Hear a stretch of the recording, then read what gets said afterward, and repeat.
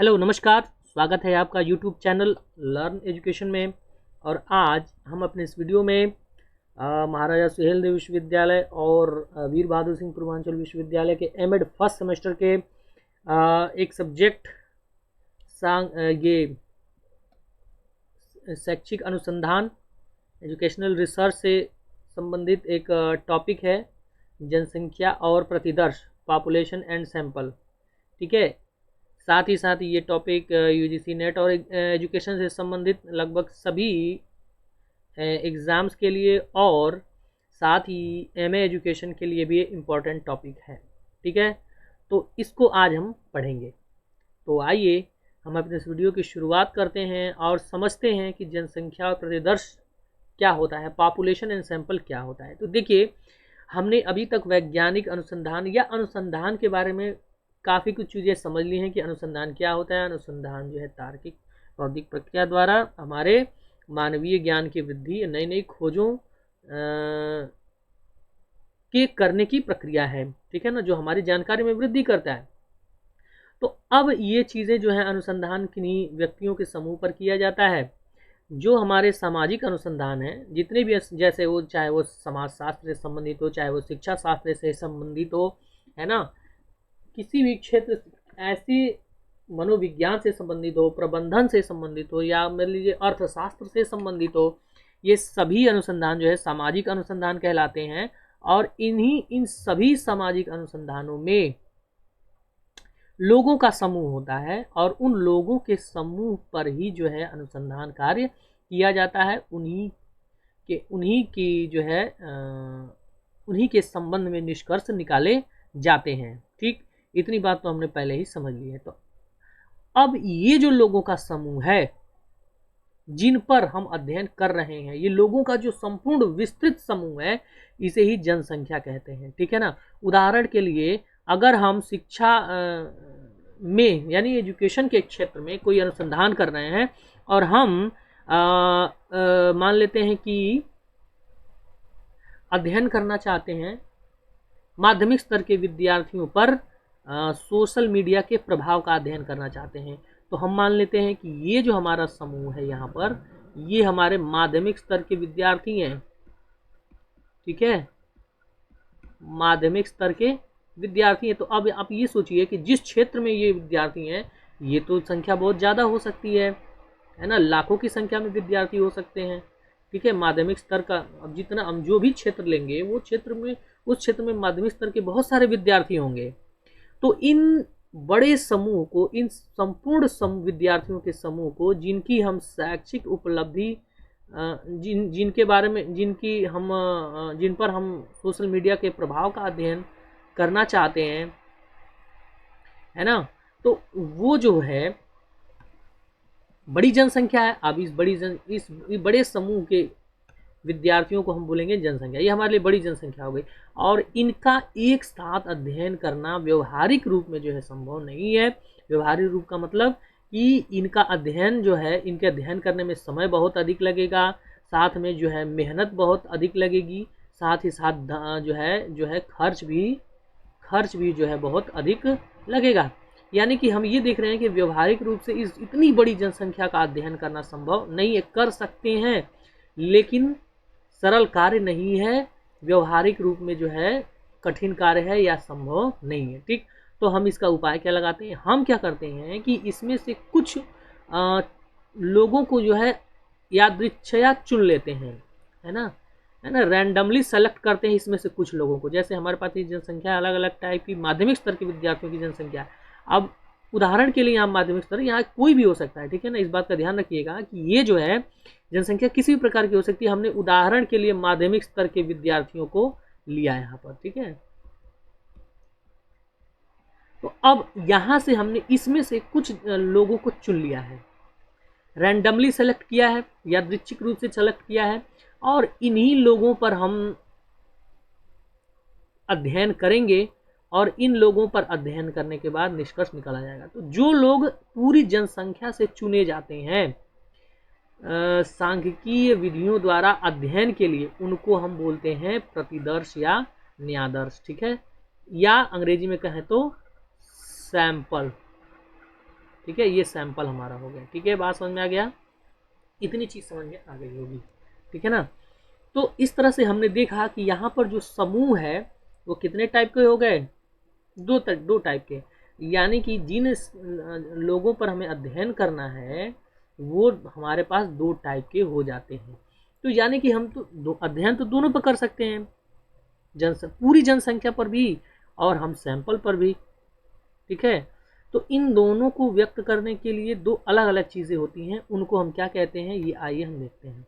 उनको हम कहते हैं प्राचल और प्रतिदर्श। तो आज हम इन्हीं के बारे में, प्राचल और प्रतिदर्श के बारे में समझेंगे कि प्राचल क्या होते हैं और प्रतिदर्श क्या होते हैं। तो देखिए, जैसा कि मैंने अभी बताया कि हम कभी भी अध्ययन करते हैं किसी समूह का, लोगों के समूह का, और उस समूह को व्यक्त करने के लिए कुछ मान होते हैं, कुछ ऐसे सांख्यिकीय मान होते हैं जो पूरे समूह को व्यक्त करते हैं, जैसे मध्यमान, माध्यिका, प्रमाणिक विचलन, सहसंबंध गुणांक इत्यादि जो है पूरी जनसंख्या को व्यक्त करेंगे। जैसे कि हमें प्राप्तांक की यहाँ पर बात की हमने, तो सोशल मीडिया का प्रभाव हम इस पर अध्ययन करना चाहते हैं इनकी शैक्षिक उपलब्धियों पर। ठीक, तो अब सोचिए कि ये अब कैसे हम ज्ञात करेंगे, इससे संबंध में आंकड़े इकट्ठा करेंगे और उन आंकड़ों का क्या निकालेंगे, मध्यमान निकाल देंगे, चाहे मानक विचलन निकाल देंगे। तो ये पूरे समूह को व्यक्त करने वाले मान, सांख्यिकीय मान होते हैं। ठीक, किसके किसके संबंध में ज्ञात किया जा सकता है, तो ये ज्ञात किया जा सकता है पूरी जनसंख्या के लिए भी और साथ ही साथ उस जो हमने सैंपल छाटा है उसके लिए भी। अब इनको व्यक्त करने के लिए क्या करेंगे, तो इनको व्यक्त करने के लिए हम दो मापों का प्रयोग करते हैं। एक को कहते हैं प्राचल, दूसरे को कहते हैं प्रतिदर्शज। ये क्या है, ये ऐसे संकेत हैं जो कि एक जनसंख्या को व्यक्त करता है और दूसरा संकेत जो है सैंपल को व्यक्त करता है। तो आइए प्राचल के बारे में समझ लेते हैं कि प्राचल क्या है। तो प्राचल संपूर्ण जनसंख्या के लिए विद्यमान मापों को प्राचल कहते हैं, माने ऐसी मापें जो पूरी जनसंख्या के लिए हैं हमारे पास, उनको हम कहेंगे प्राचल।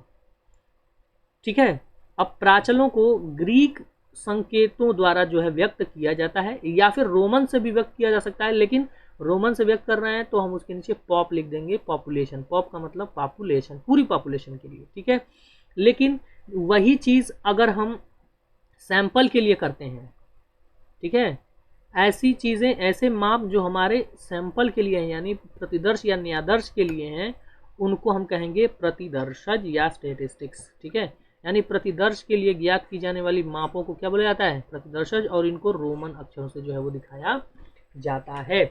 ठीक है, चलिए यहाँ तक बात आपको समझ में आ गई होगी कि प्राचल और प्रतिदर्शज में क्या अंतर है। ठीक, अब चलिए यहाँ पर कुछ हमने प्राचल और प्रतिदर्शजों के लिए जो संकेत हैं वो यहाँ पर लिख के रखे हुए हैं। देखिए, मान लीजिए कि हम अगर हमने कोई ऐसी माप लिया, जैसे कि आकार, किसी समूह का आकार। ठीक है, समूह का आकार के लिए, तो अगर यह समूह पूरी जनसंख्या के लिए है तो उसको हम n से व्यक्त करते हैं, कैपिटल N से। ठीक है, अगर और इसी प्राचल से, यानी कि इस पूरे समूह से हम कुछ सैंपल इकट्ठा करें, यानी सैंपल स्टैटिस्टिक्स लें, तो उसको हम स्मॉल n से दिखाएंगे। ठीक है, मध्यमान अगर लें तो पूरी जनसंख्या को हम या तो म्यू से दिखाते हैं।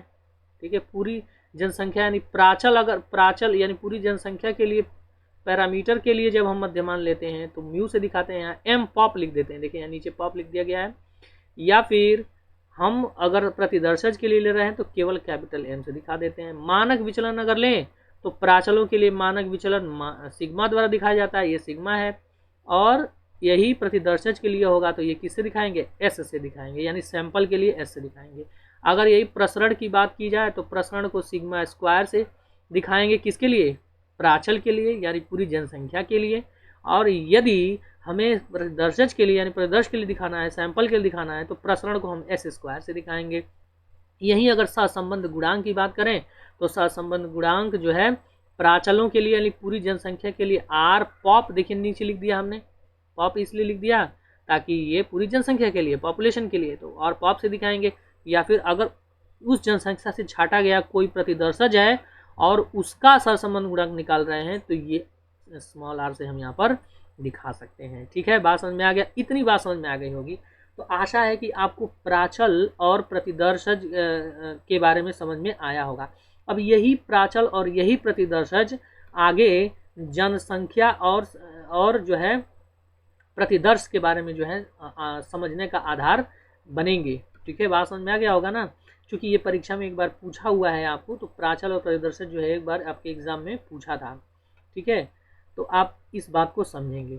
ठीक है ना, एक बार फिर से समझ लीजिए कि प्राचल जो होते हैं वो पूरी जनसंख्या के लिए उपलब्ध माप होती है, और जो संकेत प्रतिदर्श होते हैं वो इन्हीं पूरी जनसंख्या से जो है वो छांटे गए कुछ नमूने होते हैं, और उन नमूनों का जो है हम विश्लेषण करते हैं। ठीक है, इतनी बात मैंने समझा दी। तो हमने अनुमान किससे लगाया? हमने अनुमान लगाया पूरी जनसंख्या से, यानी हमने पूरी जनसंख्या से आंकड़ों को के रूप में कुछ सैंपल इकट्ठा किए, और इन्हीं सैंपल से, इन्हीं प्रतिदर्शजों से हम अनुमान लगा रहे हैं पूरी जनसंख्या का। ठीक है, तो इसे बोला जाता है सांख्यिकीय अनुमान या स्टैटिस्टिकल इन्फेरेंस।